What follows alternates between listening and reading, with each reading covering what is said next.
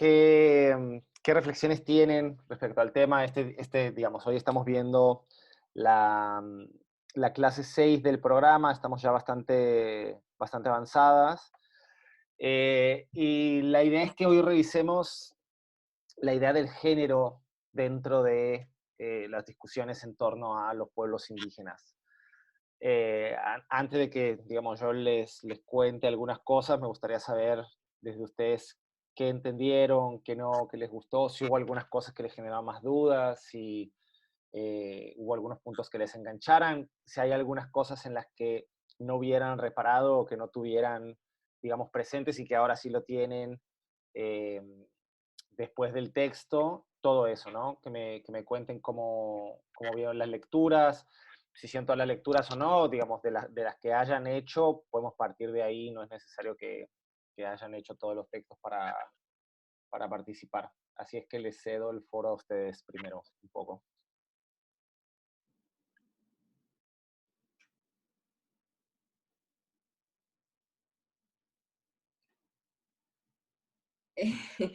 Bueno, nada, la verdad que muy interesantes los textos, yo pude leer los tres. No tuve problemas para entender ningún concepto, son bastante claros y me parece que, bueno, en general, digamos, los tres muestran cómo está avanzando el feminismo dentro de los movimientos indígenas. Y bueno, y cada texto se centra en diferentes cosas. Por ejemplo, el texto de Cumes critica que dentro del movimiento indígena, perdón, que los movimientos sociales, en realidad los distintos movimientos sociales, tienen una lucha separada, o sea, etnia y raza por un lado, clase social por otro, sexo y género por otro, y me parece que por ejemplo, resalta la importancia de que todos estos movimientos se tengan en cuenta y en la lucha se unan contra el sistema capitalista. Después, bueno, y los otros ya son más específicos de los movimientos de mujeres indígenas, digamos. Y bueno, bien, perfecto. Ahí tomé una nota de algo que quiero discutir ahora. ¿Quién más? Chicas, ustedes. Nadia, vos no sé si nos escuchás. Vos me mandaste como el pequeño texto de las lecturas que hiciste. Hay algo que te llamara la atención o algo que quisieras comentar?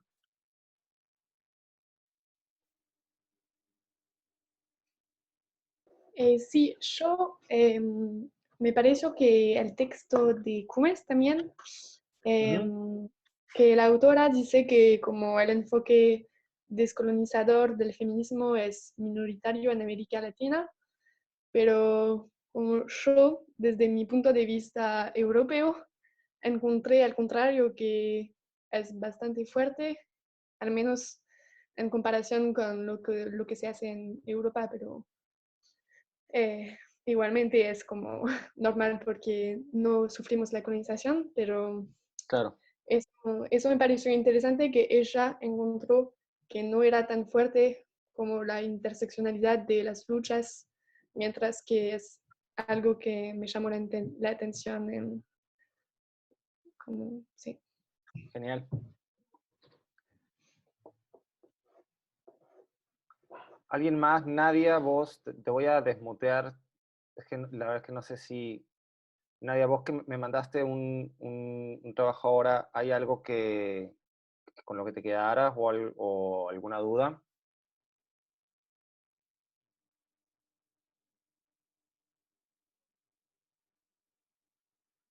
También pueden escribir en el chat si...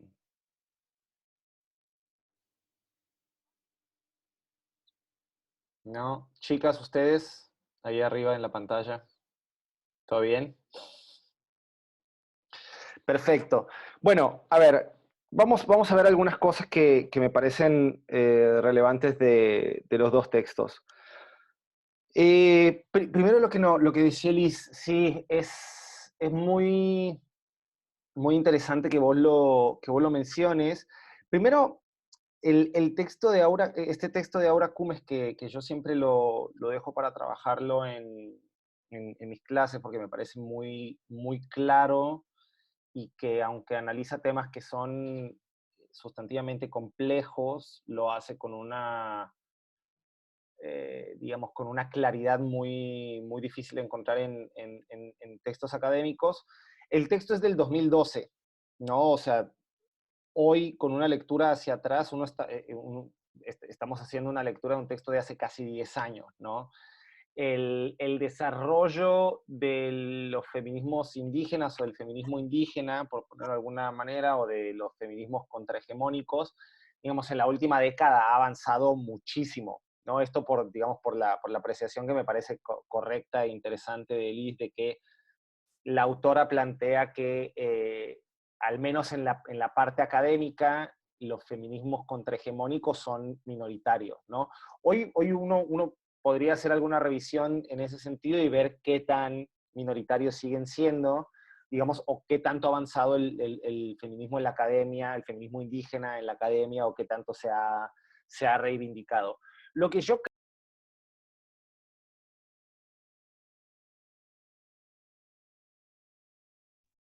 A ver, ahí estoy de vuelta. Calculo que fue el internet que me sacó. Una disculpa. Bueno, lo que yo le decía es que ahora se podría hacer una, digamos, una revisión de lo que ha pasado en la literatura y sería un trabajo interesante, incluso, eh, para ver qué tanto en la academia se ha recibido o se ha incorporado esta perspectiva de los feminismos indígenas. Si ustedes se fijan en el otro texto, que es el de Rachel Sider, no tengo acá el año, pero es un texto más de más adelante, y muestra también el desarrollo, digamos, bastante avanzado que se ha tenido desde los movimientos indígenas en el tema de mujeres indígenas, ¿sí?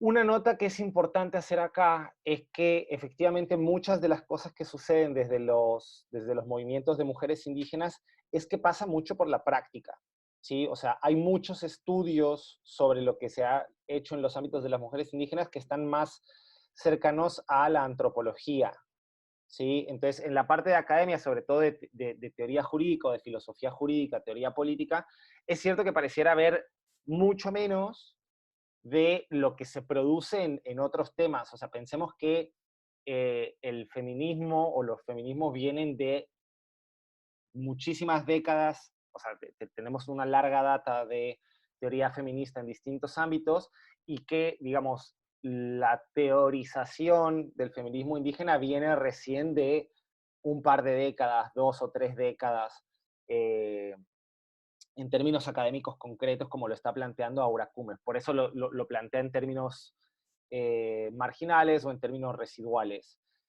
Que no creo que sea una apreciación valorativa, sino simple y sencillamente una apreciación en términos de proporción, ¿sí? De qué tanto se ha hecho desde ese ámbito, lo cual es interesante a final de cuentas. Si ustedes lo piensan, por ejemplo, en la enseñanza jurídica, la enseñanza de nuestras facultades de derechos, nosotros no vamos a encontrar cátedras eh, especializadas en temas indígenas, ¿no? O sea, al menos en Argentina y en la mayoría de los países de Latinoamérica, la especialización sobre pueblos indígenas no se encuentra dentro de la enseñanza jurídica del derecho. Se puede encontrar en especialidades u otro tipo de formaciones, digamos, de posgrado, una vez que las personas terminan la licenciatura, pero es muy raro encontrar cátedras en ese sentido en la actualidad, ¿no? Y eso algo nos dice de el lugar que se le reserva en la academia a la problemática indígena, ¿no? Ahora, si eso es con la problemática indígena en general, imaginémonos lo que sucede con el tema de las mujeres indígenas o del feminismo indígena. En la Facultad de Derecho, y esto es algo bastante anecdótico, el recibimiento que se le da a la teoría jurídica feminista, sobre todo desde los ámbitos de la filosofía del derecho, encuentra bastantes resistencias. ¿Sí? Yo, por ejemplo, me acuerdo que en la cátedra de Marcelo, yo digamos que estoy con mis cargos concursados, o sea, yo tengo un cargo de ayudante de primera concursado y tengo un cargo de JTP concursado. Y en los dos exámenes que yo presenté los hice sobre feminismo jurídico. Y las dos veces que yo presenté el examen, no con Marcelo, porque Marcelo o sea, digamos que Marcelo ha trabajado los temas de feminismo desde hace mucho y él es digamos, como el que está a cargo de la cátedra. Y digamos, la extrañeza no vino con él, pero sí con un par de los jueces o digamos, de los sinodales en los exámenes, el recibimiento de esos temas, había alguna cosa como de desfamiliarización en ese sentido. Entonces, incluso pensándolo ahora, 2021, en una facultad de Derecho de la Universidad Pública, como es la UBA, digamos, la exploración o la presencia del feminismo en general es bastante residual, es bastante de contracorriente, ¿se entiende? Imaginémonos ahora qué lugar o qué parcela le queda reservada a los feminismos indígenas dentro de ese universo, ¿no? Digamos, en un continente en el que desafortunadamente muchas veces la aproximación que se tiene a lo indígena es una cuestión o de rechazo o de folclorización o de objetivización, como lo menciona ahora Cumes en distintos puntos, ¿no? Entonces siento que un poco por ahí va el comentario, pero al mismo tiempo es una muy buena pregunta para, digamos, planteárnoslas nosotras sobre qué lugar le hemos dado a pensar en esos fenómenos en nuestra formación. No sé ustedes como abogadas, cuál fue el recorrido que tuvieron en la facultad y si en algún momento, por ejemplo, leyeron un texto sobre mujeres indígenas en la carrera. No sé si en algún momento, por ejemplo, no sé, dos preguntas interesantes serían, ¿qué cantidad de autoras en comparación con autores varones leyeron en la carrera, digamos así como un recuerdo, así muy a bote pronto? Y después, ¿cuántas de esas autoras que leyeron fueron autoras que eran mujeres indígenas o que escribían desde ahí? No sé, se los pregunto ahora, ¿cuál es la experiencia que ustedes tienen en cuanto a lecturas de mujeres en la universidad? Si tuvieran que hacer un balance en proporción, dirían en porcentajes cuánto fue, y de ese porcentaje, ¿cuántas mujeres de ellas eran mujeres indígenas?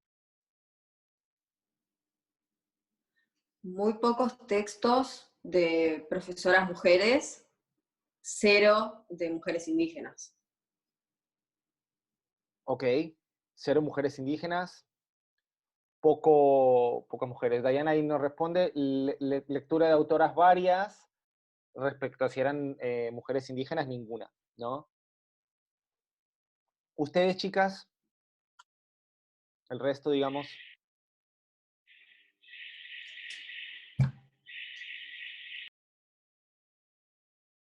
Yo no estudio Derecho, sino Ciencia Política y Ah, lo mira, mismo, bien. como muy poco autoras y ninguna autora indígena, claro. Sí. Claro. Y autoras muy pocas y mujeres indígenas ningunas. Okay. Y ustedes dos, chicas, que las veo ahí en el recuadro, pero que no las escucho, ¿cuál es la experiencia que tuvieron en esto, de la cantidad de mujeres y mujeres indígenas en cuanto a textos? Es prácticamente la misma cosa, pero yo estudié varias materias sobre feminismo y el género, pues había más autores mujeres, pero no mujeres indígenas. Perfecto. Muy bien. Qué interesante, ¿no? Es como, obviamente somos una muestra pequeña en cuanto a lo que podríamos evaluar, pero digamos, sin contarme a mí, ustedes ya son 6 personas que, digamos, han tenido formación en Derecho o Ciencia Política, o Derecho y Ciencia Política, y la experiencia en cuanto a la exposición de textos, autoras, y sobre todo una perspectiva de mujeres indígenas, es la misma, ¿sí? Es en general pocas mujeres, salvo que estemos pasando al universo concreto de teoría feminista, en la que efectivamente pueden encontrarse mucho más textos de mujeres, que es lo que nos mencionaban ahora al final. Incluso dentro de la perspectiva feminista, es decir, de los distintos enfoques o las distintas materias que podemos tener esto, es muy difícil encontrar textos. No es muy difícil encontrar, es muy difícil que se enseñen o que se trabaje con textos de mujeres indígenas, ¿no? Entonces, digamos, testeando esta tesis de Aura Cumes 10 años después, en este ejercicio, digamos, muy, muy empírico, muy a lo micro, digamos, no digo que esto sea representativo, pero sí digo que algunas puntas nos da para pensar esto, ¿no? Yo efectivamente, digamos, mi experiencia ha sido similar a la de ustedes, o cuando yo estudié la carrera, fue similar a la de ustedes. Y, digamos, en los círculos de formación filosófica que yo he tenido acá en Buenos Aires, en el doctorado, la experiencia es más o menos la misma, ¿eh? Es muy difícil que ustedes encuentren seminarios y programas en los que haya paridad entre varones y mujeres. Y segundo, cuando suele haber una proporción más balanceada, o cuando suele haber textos, seminarios que son principalmente con autoras mujeres, es porque se trata de cuestiones relacionadas con el feminismo o los feminismos, o que son talleres dictados por mujeres que tienen, que tienen incorporada una perspectiva de género, o que han trabajado desde el feminismo, porque entienden cuál es la diferencia de esa inclusión de textos y de incorporar una perspectiva situada, ¿no? Que sería la perspectiva que nos da Aura Cumes en este sentido, ¿no? Igual yo creo que el trabajo y producción de teoría jurídica en los últimos años en Latinoamérica ha sido gigantesco, y que tenemos mucho, o sea, es cierto, o sea, yo coincidiría con el IS que en los últimos años el trabajo que se ha avanzado en teoría jurídica desde los feminismos es muy amplio, sobre todo a partir del texto ya no de Aura Cumes, sino de la otra académica, que no es Sider, sino de María Teresa Sierra, que habla sobre la problemática del pluralismo jurídico o de los sistemas de justicia indígena, ¿no? En las últimas décadas se ha trabajado mucho para el reconocimiento de la justicia indígena, pero el reconocimiento de la justicia indígena, que por un lado implicaría esta noción de incorporar el pluralismo jurídico a los sistemas jurídicos contemporáneos, a sistemas jurídicos que son monistas, en los cuales la impartición de justicia y la creación de leyes pasa solamente por las autoridades, digamos, legitimadas para esto, desde el derecho liberal, que sería los parlamentos o los congresos y las cortes, los jueces y las juezas. En el caso del pluralismo jurídico, estamos incorporando la posibilidad y la realidad, o reconociendo que existen otros sistemas jurídicos, otras fuentes autoritativas o autorizadas de producción de normas, y al mismo tiempo otros órganos que están legitimados para aplicar el derecho, ¿no? Como serían los tribunales indígenas. Entonces, a mí el texto de María Teresa Sierra me pareció bastante interesante, porque mostraba, digamos, con dos casos muy concretos en la experiencia de México, que para mí eran casi tres casos, porque la referencia al zapatismo está muy presente en el texto. Entonces uno casi podría decir que el texto de María Teresa Sierra habla de las mujeres de Cuetzalan, ¿sí?, en el norte de Puebla, habla de las comunidades en Guerrero, de las mujeres indígenas en Guerrero, que es otra provincia en México, y habla de las mujeres zapatistas, que se encuentran principalmente en el sur del país, en Chiapas, ¿no? Entonces son tres experiencias muy interesantes en las que nos muestran cómo el reconocimiento del pluralismo jurídico, que en el caso de México está reconocido desde la Constitución, en el artículo 2,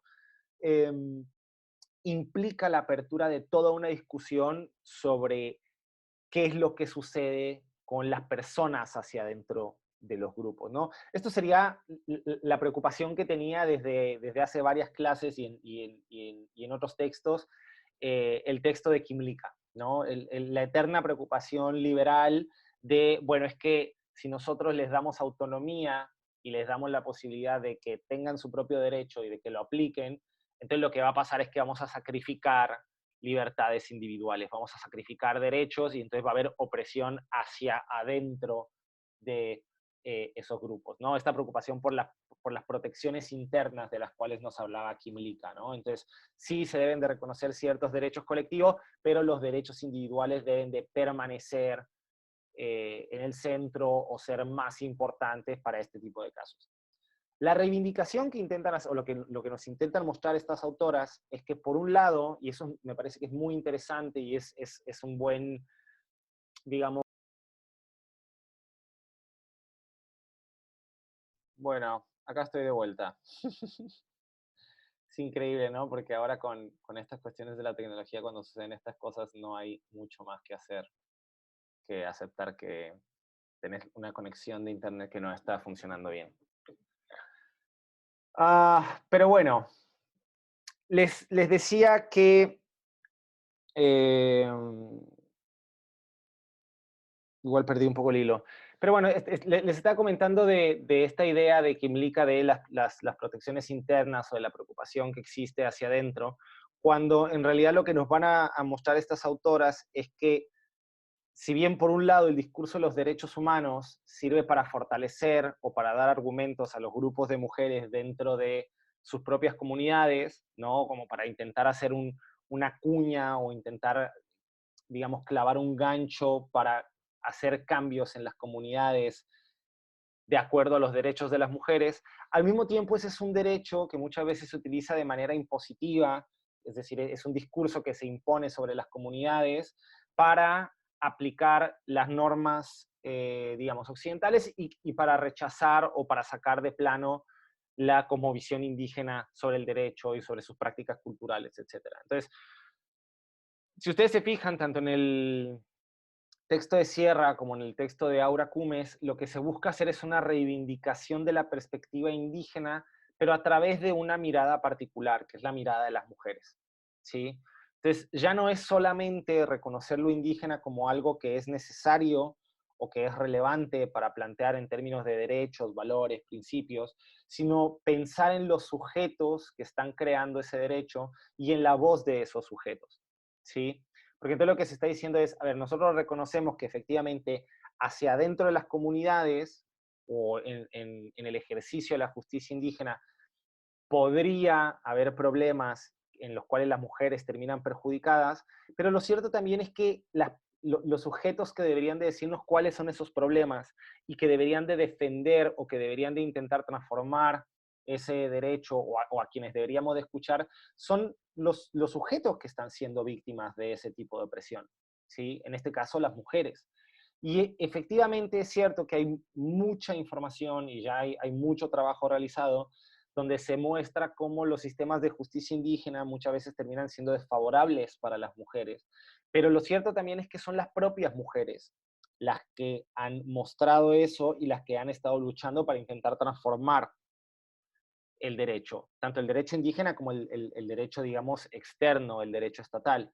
El punto acá sería mostrar que el hecho de que haya ese tipo de restricciones no implica que se deba aceptar de todo la lógica occidental o la lógica del derecho liberal, sino que las transformaciones se hacen desde una mirada o desde una perspectiva de las mujeres indígenas, y que eso sería relevante. El texto de Aura Cumes es muy interesante porque lo que ella plantea es que las mujeres indígenas tienen una autoridad epistémica privilegiada, ¿sí? O sea, el capitalismo, por un lado, y el colonialismo por el otro, como sistemas de opresión, al mezclarse, digamos, y al trabajar sobre estos grupos, lo que han hecho es objetivizar a ciertos sujetos, folclorizarlos y quitarles su estatus de seres racionales que pueden pensar y quitar el valor de la experiencia de esos sujetos, ¿no? Entonces las mujeres no pueden pensar porque son emocionales, todos estos estereotipos que ya hemos trabajado desde las otras clases al tomar la perspectiva feminista, pero además en el caso de las mujeres indígenas es esta lógica de que o son las guardianas de la comunidad, o qué son los objetos folclóricos, esta idea que Cummings critica de Lagarde, que es una feminista mexicana, de la idea de los fósiles vivientes, ¿no? Son mujeres o son personas que, dado que están en una situación de opresión, no son capaces de ver lo que les sucede a ellas mismas, no son capaces de darse cuenta del tipo de opresión que están sufriendo, y entonces tiene que venir un feminismo de afuera, que es este feminismo de las mujeres, o el feminismo hegemónico, como lo toma ella, para explicarles qué es lo que necesitan, qué es lo que deben hacer y cómo lo deben hacer. Y la respuesta a estos textos lo que nos plantea es, a ver, el hecho de que haya opresión hacia adentro no invalida nuestra perspectiva de esta situación, sino que al contrario, debería ponernos en una posición privilegiada en la que a nuestra voz y a nuestros testimonios se les dé un valor particularmente especial, porque quien puede explicar de mejor manera cómo se vive la opresión en estas distintas dimensiones de las relaciones de poder, somos nosotras, ¿no? Somos las mujeres indígenas, porque somos quienes lo han estado sufriendo y quienes tienen la forma también de buscar respuestas para salir de esa opresión. ¿Se entiende? Entonces, es muy interesante porque, a diferencia de los otros textos que vimos con una perspectiva más liberal para encarar este problema, esos textos lo que nos decían es, a ver, como hay opresión hacia adentro de estos sistemas, lo que se necesita es un discurso de los derechos humanos, una teoría liberal que reconozca la individualidad de las personas y que les permita tener esa autonomía, etcétera, tal. Y entonces lo que tenemos que hacer es sacar de en medio la visión comunitaria, la visión indígena, e incorporar la visión liberal, incluso para esos pueblos, incluso para esos grupos, ¿no? Lo que pasaría un poco incluso o sea, si nosotros lo pensamos en términos teóricos, lo que estaría pasando ahí es que se plantea una posición casi asimilacionista de los grupos, ¿no? Lo que se diría es, bueno, se tienen que asimilar estas colectividades a un Estado más general, a un Estado nacional que tiene principios liberales, normas y reglas jurídicas liberales que van a aplicarse a todas y todos por igual, ¿sí? Y lo que estas autoras nos vienen a decir es, no, a ver, pará, si hay opresión, efectivamente lo que tenemos que hacer es combatir la opresión, pero eso no responde o eso no saca del medio la pregunta sobre desde dónde vamos a partir para combatir esa opresión, ¿sí? No tiene que ser desde la mirada liberal, sino que al revés, debería ser desde la mirada que epistémicamente esté mejor capacitada o que tenga una mayor posibilidad de digamos, entender esos problemas, delinearlos, circunscribirlos y buscar las formas para combatirlos, ¿no? Porque además, el hacerlo desde la postura de las mujeres indígenas implica reconocer la cualidad de sujeto moral de las mujeres y al mismo tiempo reconocer derechos que, digamos, desde el liberalismo se están planteando desde siempre, que es el derecho a la autonomía personal, por ejemplo. Que las personas pueden hablar y pueden decidir en su propia persona qué es lo que sería mejor para ellas, ¿no? Entonces, esto es un poco lo que está en el centro de estos textos y, digamos, lo que busca cuestionar ahora Cummings ahí. Una cosa que me parece interesante es este punto en el que ella señala que el problema no se trata, o sea, el problema no viene de la visión indígena, porque las visiones indígenas están cruzadas, es decir, no son herméticas, no son monolíticas, y que están cruzadas por los distintos sistemas de opresión, como también lo están cruzadas nuestras sociedades, ¿sí? Están cruzadas por la opresión capitalista, pero también están cruzadas por el colonialismo, ¿sí? Entonces, digamos, es como también mostrar un poco que nuestras sociedades liberales son opresivas para las mujeres, o sea, es como, ahora como es un poco lo que hice es, a ver, sucede también con ustedes, y eso es porque tienen un tipo de sistema de opresión que hace que eso pase. Y nos pasa a nosotros porque también compartimos una matriz de sistemas de opresión que son capitalismo y coloniales. Entonces lo que tenemos que hacer es combatirlos desde lo que nosotros hemos aprendido de ellos, y eso lo hemos aprendido a través de nuestra experiencia. ¿Sí? De la experiencia de sometimiento y de opresión.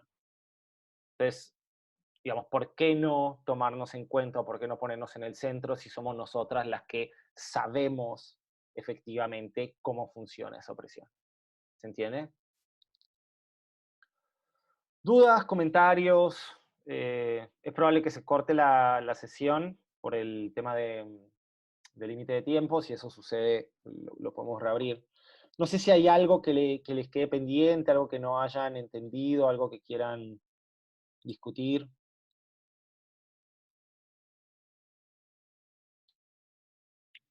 El último texto habla sobre el CAMI o la Casa de la Mujer Indígena y después la Policía Comunitaria en Guerrero, que me parece muy interesante, pero digamos, vi que el texto es viejo, es como del 2008 me parece, por lo tanto, digamos, supongo que estas instituciones han avanzado y me interesaría saber, no tuve tiempo de investigarlo por mi cuenta, pero no sé si vos tenés la información de cómo han avanzado en el tiempo estas instituciones. México, a diferencia de Argentina, es un país que sí tiene una presencia indígena bastante nutrida, y además de que tiene una presencia indígena fuerte, lo que sucede en el país es que los movimientos indígenas son bastante potentes, ¿sí? Entonces, así como para plantearles un poquito de contexto, México es un país que en su constitución tiene un reconocimiento jurídico para los derechos de los pueblos indígenas. Esto se logró con una reforma constitucional en el año 2002, después de una lucha muy fuerte y de muchas décadas de los movimientos indígenas.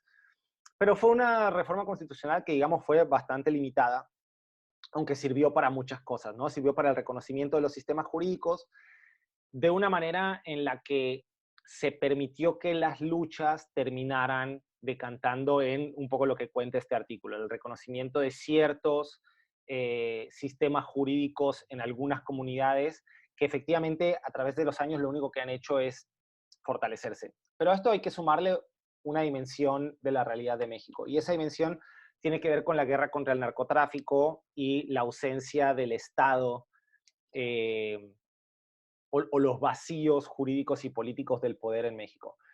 Desde el 2007 en México se inició con una política de Estado, una política criminal, que fue llamada la lucha contra el narco, ¿sí?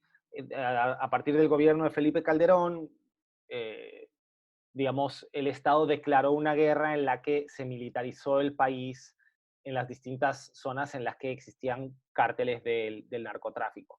Y esto ha sido, digamos, como una tragedia gigantesca en el país, porque el número de muertos, desplazados, de personas desaparecidas es una crisis humanitaria ya en México reconocida por todos los organismos internacionales, y digamos el foco hacia México con el problema del narcotráfico es, digamos, principal porque probablemente es el país que más dañado esté ahora en el mundo con este tema, ¿no? O sea, lo que fue Colombia en los 90s es ahora la situación de México, ¿no?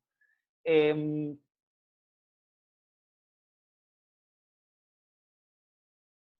Sorry, ahí está.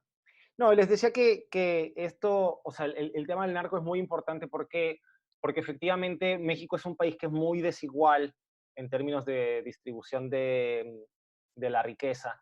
Y entonces los sectores campesinos y los sectores indígenas o campesinos indígenas eh, son normalmente de los más pobres en el país. Eso mezclado con el narco lo que hace es que el narco, digamos, se filtre en las provincias donde hay una presencia indígena fuerte por dos razones. Uno es para el cultivo de la marihuana, por ejemplo, y el otro es para, digamos, obtener recursos humanos para las filas del narcotráfico. Entonces, lo que se hace en muchos lugares es que el narcotráfico se empieza a filtrar en las comunidades y o los cooptan para que trabajen para el narco, o por cuestiones de pobreza, las personas terminan enlistándose en el narco porque hay una, digamos, posibilidad de obtener dinero o de tener plata que no existía porque había vacíos del Estado, ¿sí? En el caso de las comunidades indígenas de Guerrero, esto es muy importante,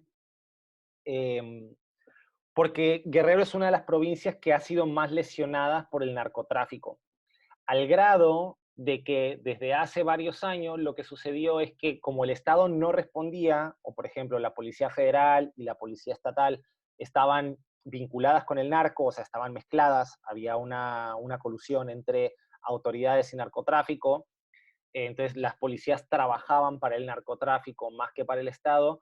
Lo que hicieron en estas comunidades, que son, bueno, lo menciona el texto, son más de 60 comunidades indígenas que están articuladas a través de todo ese Estado, lo que hicieron fue organizarse en algo que se conoce como las autodefensas, ¿sí?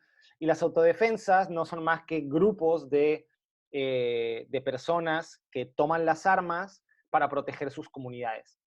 Y dado que el Estado no podía dar respuesta hacia eso, lo que hacen es sacar a las policías y sacar al Estado de ahí mismo y quedarse ellos a cargo. Se convierten de facto en la autoridad que controla esas localidades.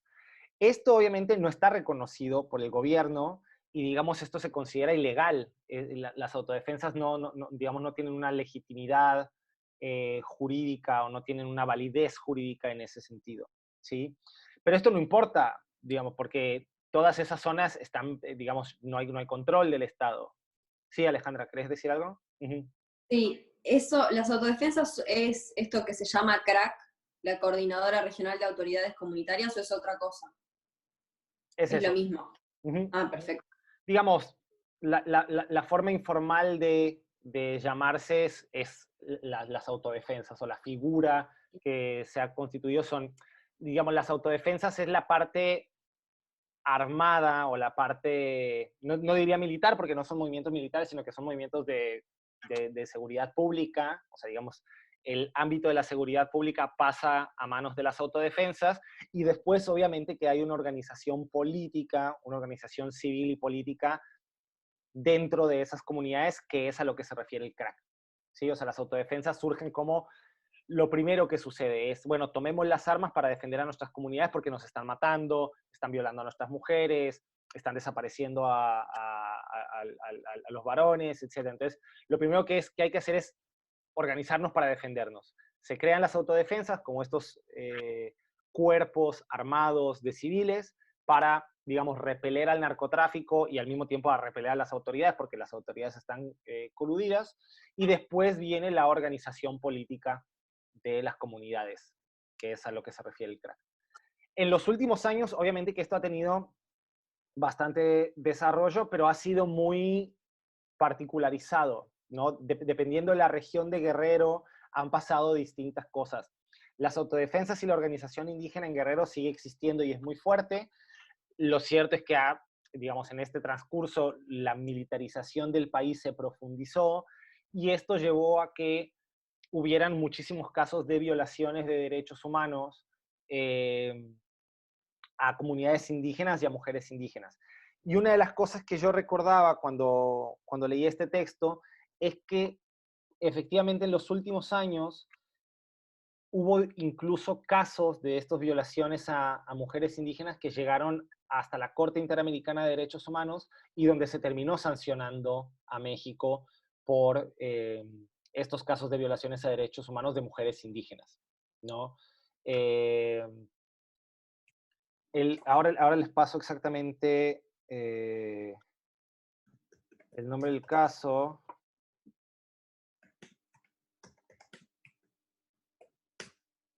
Por ejemplo, el caso este que les menciono es el de Inés Fernández Ortega contra México, ¿no? Que además es un fallo que es muy, digamos, muy rico en el reconocimiento que se da tanto a la organización indígena como a la organización de mujeres y la responsabilidad de los cuerpos militares o la responsabilidad del ejército por violaciones a derechos humanos, ¿no? Son casos de políticas o más bien de acciones militares que son muy comunes en México. Es decir, los militares entran a una comunidad, matan a algunas personas bajo el argumento de que son criminales, ¿no? Porque obviamente las autodefensas, digamos, no están legisladas o no están reguladas, y al hacerlo terminan violando mujeres, ¿no? Entonces, este es el caso de una mujer que fue violada y, digamos, reconoce todo lo que sucede alrededor de esta región y de esta situación que viven las mujeres, ¿no? El caso de Inés Fernández es en la provincia de Guerrero, en una de las comunidades indígenas que son parte de lo que relata Sierra en su artículo. O sea, si están interesadas, de hecho, es un caso interesante que se puede leer. Este caso sucede ya para cuando Sierra escribe el artículo, pero no había sido resuelto por la Corte en el momento en el que ella lo escribe. Este es de los primeros casos que se resuelven en este tema como de manera más clara. No recuerdo de qué caso es, estaba intentando ver acá el año del caso, pero no lo encuentro. Debe ser 2010, tal vez, 2011. A ver, acá estoy viendo.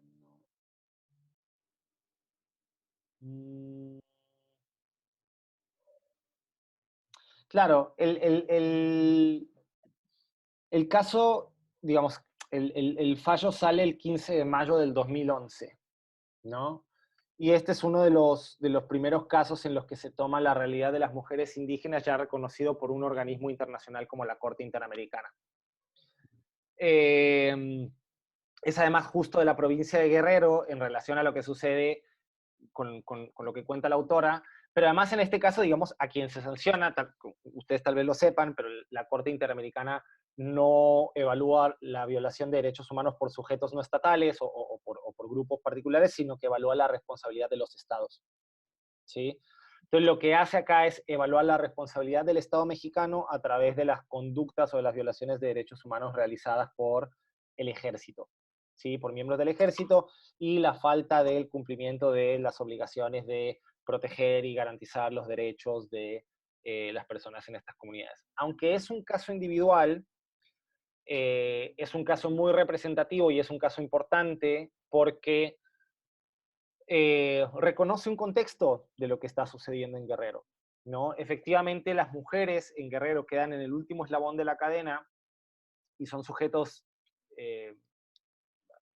digamos, los principales sujetos cuyos derechos van a terminar violados, no solo por los narcotraficantes o por la situación de violencia en general, sino incluso por el Estado, ¿no? O sea, por los propios militares. Entonces, si tomamos la matriz analítica de lo que nos planteaba ahora Cumes, acá podríamos ver cómo funciona bien, digamos, la matriz colonial, que incluso en manos del Estado va a terminar replicando este tipo de conductas, ¿sí? Porque el patriarcado y el colonialismo se entrelazan, o sea, patriarcado, colonialismo, capitalismo se entrelazan, en el caso de las mujeres, para construir una narrativa de esa subjetividad bastante concreta o bastante simple. De hecho, ni siquiera diríamos subjetividad, porque colonialismo, patriarcado y capitalismo lo que hacen es objetivizar a las mujeres. Entonces, le quitan su carácter de sujeto, las objetivizan, y entonces uno de los mecanismos de castigo y una de las prácticas comunes para oprimir o para disciplinar, creo que quien toma este concepto de la violencia sexual como un mecanismo disciplinador es Federici, pero no estoy seguro. Perdón, es que tengo a los gatos acá y están haciendo un quilombo. Por eso pero efectivamente la violencia sexual es uno de los mecanismos que se utiliza para disciplinar en términos de patriarcado, para disciplinar a las mujeres, ¿no? Y eso es algo que, digamos, lo que ahora Cumes nos vendría a decir es, los problemas de violencia que nosotros tenemos en nuestras comunidades no son un problema indígena, ¿no? Es un problema que deriva de un sistema de opresión. Y ese sistema de opresión es el colonialismo y es el patriarcado. Digamos, colonialismo y patriarcado van de la mano, ¿sí? Son dos sistemas de dominación que funcionan bien juntos y además funcionan bien también con el capitalismo. Entonces, obviamente que hay problemas, digamos que ahora Kume lo que está intentando hacer es dialogar con estas visiones monistas que creen que todo se resuelve desde un Estado liberal o que el problema tiene que ver con la cultura indígena. Entonces lo que ahora Kume intenta decir es, a ver, el problema no es la cultura indígena, el problema es el patriarcado y el colonialismo, y nosotros estamos tan cruzados por esos dos como ustedes lo están también, muchas veces, ¿sí? Entonces, por eso también hay acciones y conductas patriarcales y coloniales dentro de las sociedades liberales, como las hay con nosotros.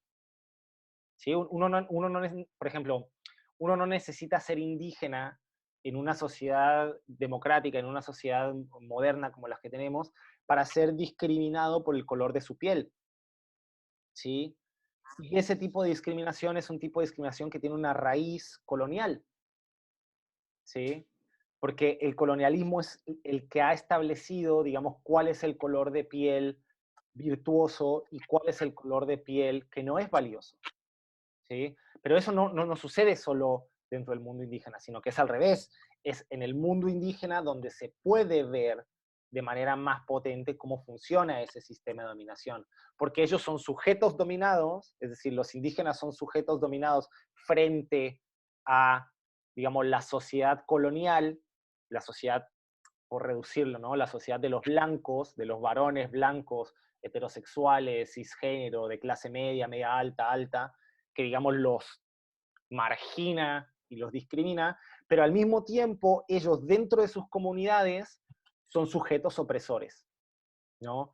Que es el otro insight interesante que nos da ahora Kume, es el otro, digamos, como conocimiento o idea potente que nos da ahora Kume, que es decir, si bien los indígenas somos discriminados en términos generales frente a las sociedades capitalistas actuales, la cadena de opresión no es lineal, ¿sí?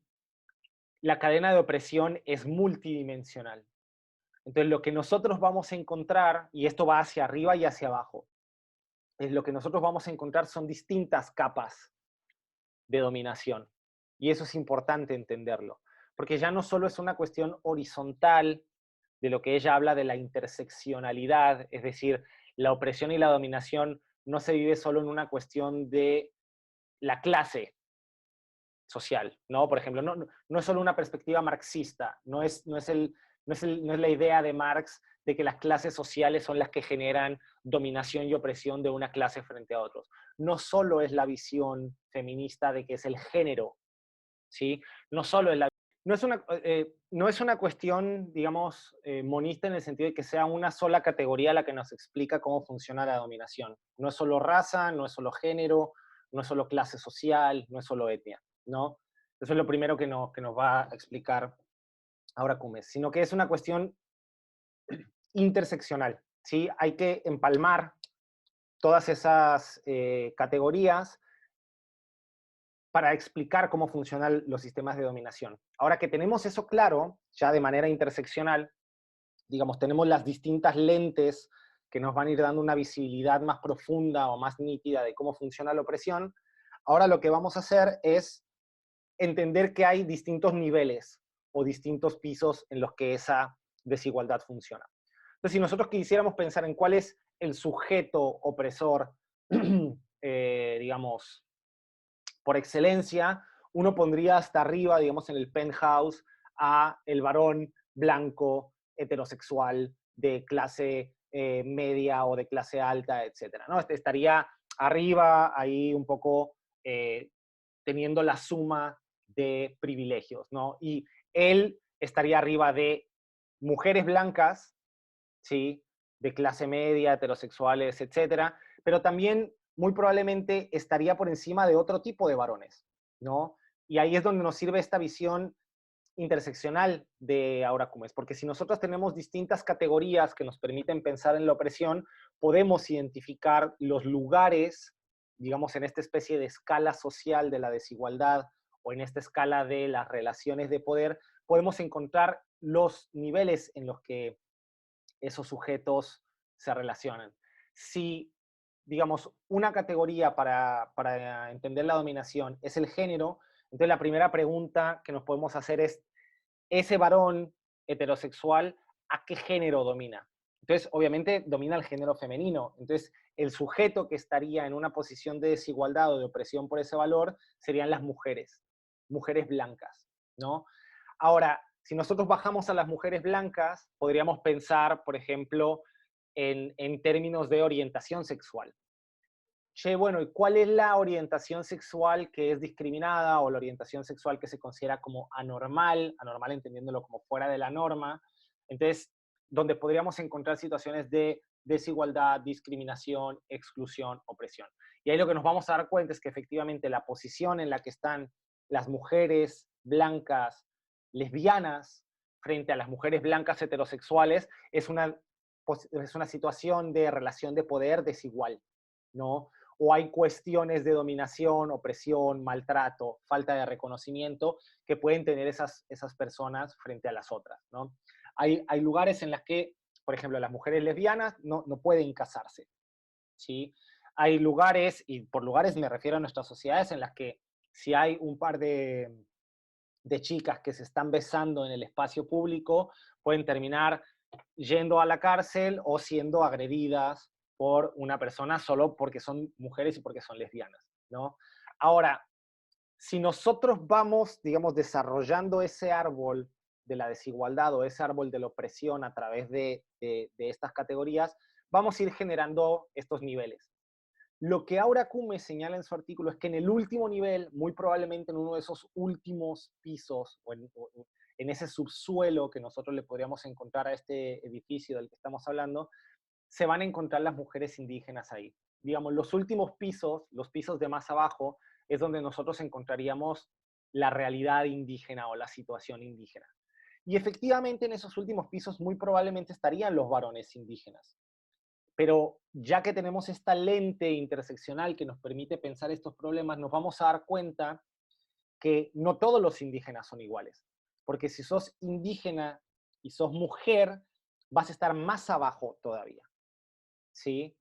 Pero esta idea de pensarlo en niveles también nos permite ver que puede ser que no sean solo los varones indígenas los que están oprimiendo o dominando a las mujeres indígenas, sino que son también otras mujeres que pueden estar pisos más arriba, las que generan dominación o que generan algún mecanismo que son parte de algún sistema o de algún engranaje de opresión hacia las mujeres.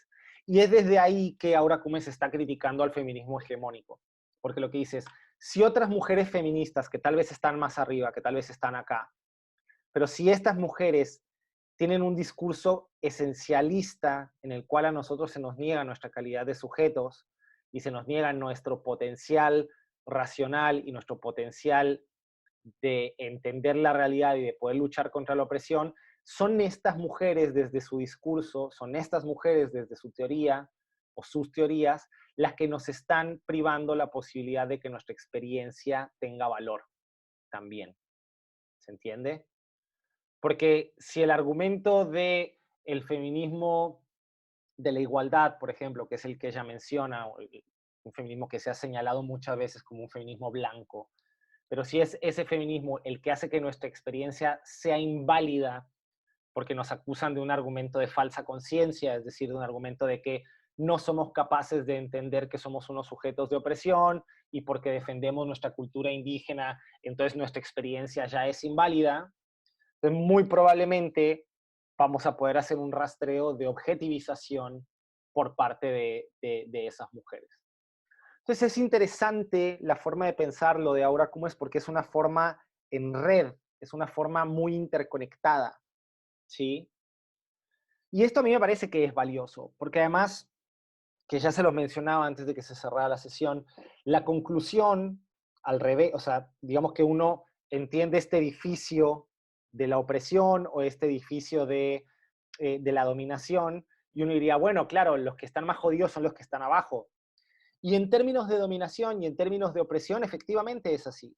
Pero lo que intenta hacer ahora Cumes al final es reivindicar lo contrario, porque lo que nos dice es, las mujeres que están hasta acá abajo son quienes epistémicamente tienen la mejor posición de autoridad para poder explicar cómo se vive esa opresión y para dar las respuestas para salir de esa opresión.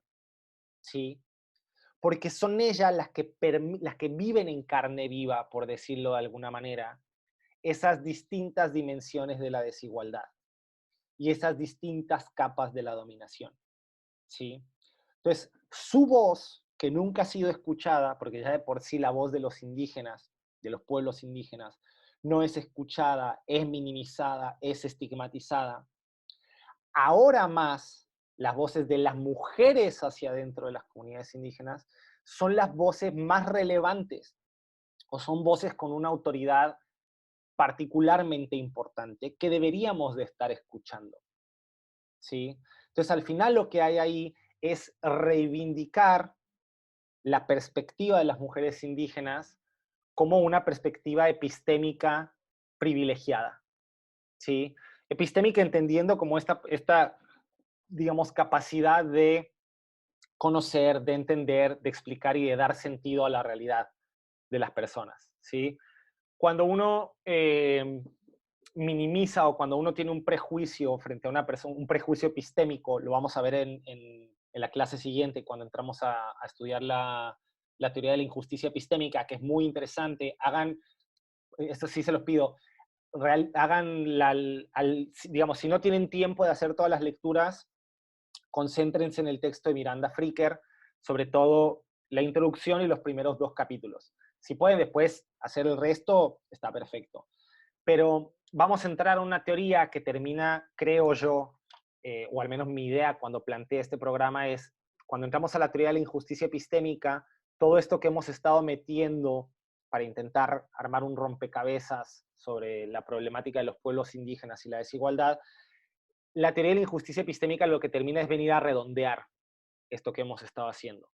¿Sí? Y creo yo que cuando hagan la lectura van a entender, o sea, van a encontrar muchas conexiones con este texto de Aura Cumes. Porque lo que nos dice esta teoría es que efectivamente en la realidad nosotros tenemos prejuicios que nos hacen dejar de escuchar a las otras personas. Y hay muchos ejemplos complejos que vamos a ver y que van a ser interesantes, que vamos a analizar la clase siguiente.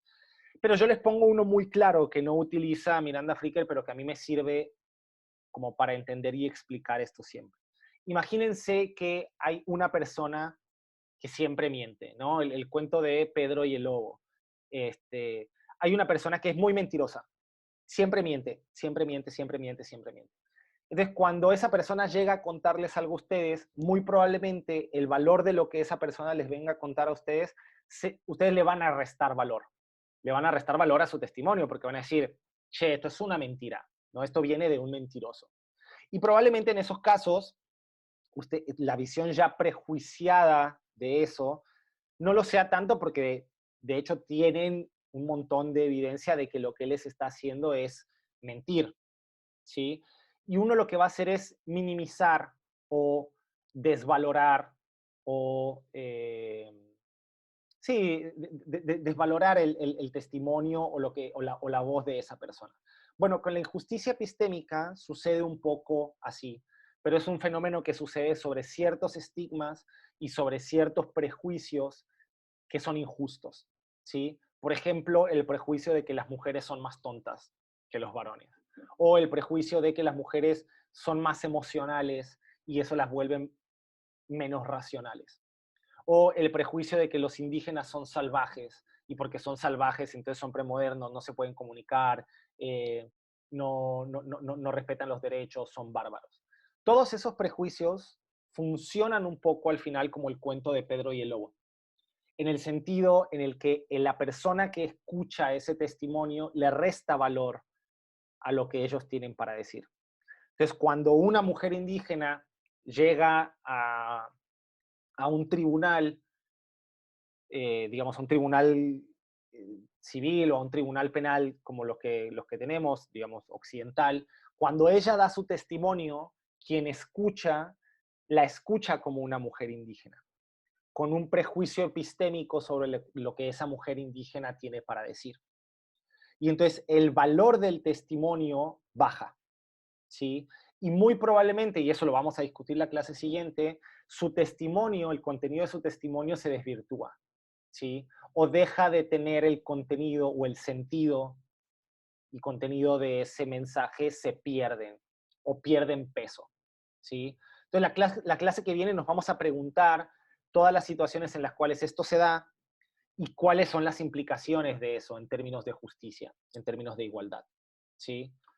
Pero bueno, quería redondear un poco esto con el texto de Aura Cumes y ponerles estos ejemplos de los distintos niveles de desigualdad que me parecían interesantes.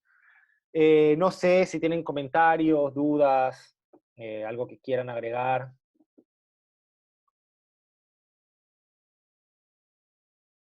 ¿Estamos bien? ¿Sí? Bueno.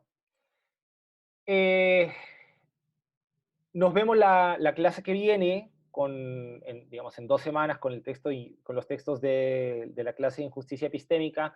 Si tienen cualquier duda, porque puede ser un tema bastante nuevo, es un tema que incluso en filosofía es un tema, digamos, novedoso. Si tienen alguna duda, me pueden escribir al mail directamente, yo voy a estar bastante atento. Y nada, seguimos la clase que viene con todo esto, ¿vale? Bueno, muchas gracias por estar presentes y que tengan linda semana. Nos vemos en 2 semanas. Gracias, igualmente. Gracias. Chao. Adiós.